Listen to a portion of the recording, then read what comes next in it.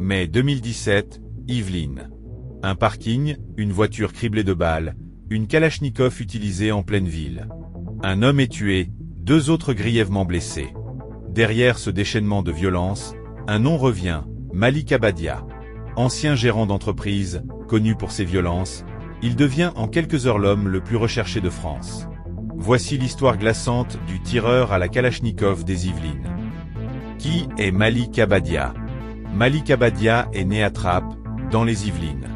En 2017, il a 37 ans. Il est connu dans son quartier, et pas pour de bonnes raisons. Il a déjà plus d'une dizaine de condamnations à son casier judiciaire. La plupart sont liées à des faits de violence. Coups, menaces, agressions sur des proches ou sur les forces de l'ordre.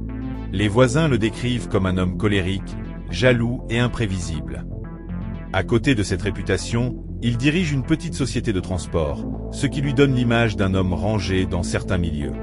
Mais en réalité, Malik vit dans une tension permanente. Au centre de cette tension, sa vie sentimentale. Son ex-compagne, avec qui il a eu une relation tumultueuse, est la sœur d'Adel Goula, celui qui deviendra sa première victime. Le 6 mai 2017, la fusillade du Burger King. Ce samedi soir, le parking du Burger King de Plaisir est rempli. Des familles viennent dîner, des jeunes traînent. Il est un peu plus de 20h30 lorsqu'une Citroën DS3 attire l'attention. À son bord, Adel Goula, 33 ans, frère de l'ex-compagne de Malik. Quelques minutes plus tard, des tirs retentissent. Une arme de guerre, une Kalachnikov, crache une rafale d'une violence inouïe. Les jours suivants, une escalade de violence. Le 8 mai, soit 2 jours après le premier meurtre, une nouvelle attaque a lieu à Trappes. Un homme de 31 ans est blessé par balle dans un square. Même mode opératoire, Kalachnikov, tir rapide, fuite immédiate. Le 10 mai, rebelote, un jeune homme de 21 ans est touché, toujours à Trappes. 3 fusillades en moins de 5 jours. Le même tireur. La même arme.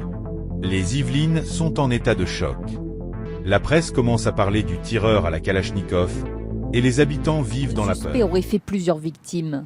Un mort dans la ville de Plaisir et 2 blessés dans celle de Trappes. Moi, personnellement, j'ai peur quand je passe pour aller au travail.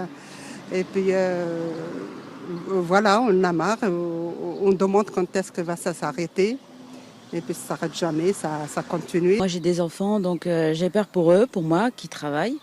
Pour mon mari. Pourquoi Malik Abadia s'en prend-il à ces hommes? L'enquête révèle un mobile personnel. Adel Goula, la première victime, était le frère de son ex-compagne. Selon plusieurs témoignages, Malik aurait très mal vécu cette rupture. Il aurait menacé la famille Goula, les balles vont parler. Pour les enquêteurs, c'est clair, le meurtre d'Adel est un acte de vengeance. Elle sera toujours là. Parce que pour moi, il ne s'arrêtera pas là, tant qu'il ne sera pas appréhendé. Pour moi, il a une mission à accomplir. Et sa mission, c'est que Nadia ne puisse pas lui survivre. Ma sœur a dormi chez moi et elle s'est réveillée en pleine nuit, en crise d'hystérie, en me disant ton escalier grince, c'est lui qui monte, c'est lui qui monte. On sait qu'il connaît tous nos adresses, donc on se fait des scénarios forcément. Quant aux 2 autres fusillades, elles seraient liées à son sentiment de trahison et à une volonté de faire peur à l'entourage de son ex. Ce qui frappe les enquêteurs, c'est le passage à l'arme de guerre. On connaissait Malik Abadia violent, impulsif, bagarreur. Mais cette fois, il franchit un cap. Les experts diront plus tard, il est passé de la violence domestique à une violence de guerre, en plein espace public. Son casier judiciaire, déjà lourd, montrait une escalade. Mais personne n'avait imaginé qu'il pourrait un jour tirer à la Kalachnikov devant un restaurant bondé. Après la fusillade du 6 mai, Malik Abadia disparaît. Il sait qu'il est recherché. La police lance un avis de recherche, les médias diffusent son portrait. Pendant 18 jours, il échappe aux forces de l'ordre. La peur s'installe dans les Yvelines, et s'il recommençait? Finalement, le 24 mai 2017, la BRI l'interpelle à Saint-Denis, en Seine-Saint-Denis. Lors de l'arrestation, les policiers découvrent des cartouches, mais pas la fameuse Kalachnikov. Le procès de Malik Abadia s'ouvre en janvier 2021 devant la cour d'assises des Yvelines. L'accusation est claire, un meurtre prémédité. 2 tentatives d'assassinat. Une volonté manifeste de tuer. Le parquet le décrit comme un homme dangereux, manipulateur et incapable de se remettre en question. La défense, elle, tente de plaider la colère, la jalousie, l'absence de preuves matérielles définitives. La Kalachnikov n'a jamais été retrouvée. Mais pour les jurés, les témoignages et les éléments balistiques suffisent. En janvier 2021, Malik Abadia est condamné à la réclusion criminelle à perpétuité, assortie d'une période de sûreté de 22 ans. En appel, en octobre 2022, la condamnation est confirmée. Cette affaire a marqué profondément les Yvelines. D'abord, par la violence des faits, une arme de guerre en pleine ville, devant des familles.